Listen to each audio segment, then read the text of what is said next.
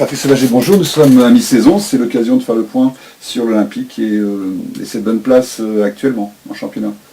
Ouais, c'est vrai on est à mi-saison et bon, pour l'instant on est en tête avec le FC Nantes, donc c'est vrai que ça valide tout le travail qui a été fait cette première partie de saison. Maintenant on n'est qu'à mi-saison et à nous de continuer sur cette deuxième partie de saison. Le groupe est solide en ce moment ou il y a des risques pour vous? Le groupe est sain, le groupe travaille bien, le groupe est solide. Maintenant, c'est vrai on sort d'une défaite à Cholet, donc une défaite en soi-même n'est pas important, mais pas grave, mais c'est plus la réaction qui va suivre derrière par rapport à nos matchs qui arrivent derrière, nos deux matchs qui arrivent derrière, qui vont nous montrer si le groupe est vraiment solide. Le prochain match? Prochain match, on reçoit Cognac à domicile samedi. Cognac qui vous avait battu en Coupe de France? Exactement, qui nous a éliminés, pas battus, parce qu'on avait fait nul, on a été battu au pénalty, mais effectivement qui nous a éliminés en Coupe de France le dernier tour. La Coupe de France qui n'a pas été cette année une grande réussite pour Saumur à contrario des dernières années, et peut-être une chance pour l'équipe? Ouais, dire que la Coupe de France n'a pas été une grande réussite, c'est oublier quand même que les autres années, avaient été une très très grande réussite et que celle-là a été un peu plus neutre. Malgré tout, on est quand même allé jusqu'au 8e tour, ce qui pour un club de CFA2 est toujours très bien.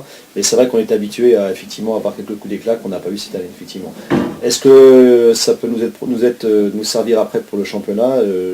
Je l'espère, en tout cas on n'aura pas cette excuse d'une fatigue éventuelle par rapport à ça. Et l'infirmerie, comment se porte-t-elle? Vide? L'infirmerie est à peu près vide, on touche du bois. On espère qu'elle le reste jusqu'à la fin de saison. Le groupe donc se comporte bien, vous avez des nouveaux joueurs qui sont rapidement intégrés. Oui, c'est comme à chaque intersaison, effectivement il y a des nouveaux joueurs qui arrivent, et bon on avait récupéré 3 qui, à partir du moment où le groupe est sain, le groupe sait accueillir les joueurs qui arrivent de l'extérieur, l'amalgame s'est très bien passé et ça peut expliquer aussi notre bon début de saison. L'amalgame se passe bien notamment avec les jeunes que vous réintégrez régulièrement? Ouais, je pense qu'un club c'est un tout, c'est vrai qu'il y a des gens qui ont une certaine expérience du niveau CFA depuis quelques temps, mais on n'oublie pas que si on s'évertue à former des jeunes au sein du club, il faut les faire jouer, les utiliser. Donc ce qui est le cas à peu près régulièrement pour certains, d'autres un peu plus régulièrement parce qu'ils sont un peu plus jeunes, mais en tout cas ça reste l'objectif à moyen terme. Dans le groupe de l'équipe première, combien sont issus du centre de formation du club? Bon, centre de formation c'est un bien grand mot, mais bon, il y en a quand même 7-8 au moins qui ont fait leur classe dès l'école de foot au club et qui ont gravi les échelons petit à petit et qui se retrouvent aujourd'hui dans le groupe première. Ce qui n'est pas très fréquent, c'est FA2 tout de même. Non, c'est vrai, mais ça c'est une politique du club auquel on tient. Ça veut dire que d'avoir une équipe qui doit être formée effectivement des joueurs qui amènent un vécu, des joueurs extérieurs qui amènent un vécu, mais également ce vécu doivent le transmettre aux jeunes qu'on a réussi à former depuis quelques temps au club.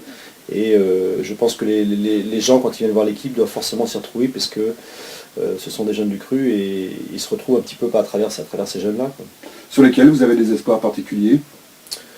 On a des espoirs sur tous. En citer un, ce serait en oublier un. Je pense qu'ils sont là depuis très longtemps ensemble et ils doivent continuer à grandir et petit à petit arriver à maturité. Mais bon, je pense qu'il faut être patient aussi, il faut leur laisser le temps, il faut qu'ils continuent à travailler en étant serein, en étant respectueux de tout ce qu'on essaie de leur inculquer, de tout ce que les anciens aussi au club essayent de leur faire passer comme message. Et puis je pense que petit à petit ils vont être intégrés complètement. Quand on est en tête, on pense forcément à la montée. Qu'en est-il notamment avec les équipes réserves des clubs pro? C'est vrai qu'on a un championnat où on a des équipes pro qui peuvent monter, d'autres qui ne peuvent pas monter. Ça dépend de leur classification au niveau du centre de formation. On est sujet aussi à rencontrer des équipes où ils peuvent aligner 9-10 pros et d'autres où il n'y en a pas. Donc c'est vrai que ça peut quelquefois donner un championnat assez régulier. Mais je pense que nous, ça doit, quelle que soit l'opposition qu'on va avoir, nous servir à progresser, que ce soit avec des gens expérimentés en face de nous ou des gens plus jeunes qui vont un peu plus fin. Et de nous servir de ces matchs-là pour continuer à progresser, ce qui reste quand même l'objectif premier. Que pensez-vous des difficultés de la réserve cette année? Elles sont logiques et elles étaient prévisibles, on le savait, on est monté un petit peu trop tôt, mais on ne pouvait pas empêcher une équipe de jeunes de s'affirmer. Il faut savoir qu'on a une équipe en CFA2, une équipe en DH qui demande un effectif conséquent qu'on n'a pas à l'heure actuelle. Donc pour nous les difficultés étaient prévues et elles sont logiques. Et quoi qu'il arrive au terme de cette saison servira également à guérir et à continuer à faire progresser les jeunes qui vont participer à l'aventure de cette équipe.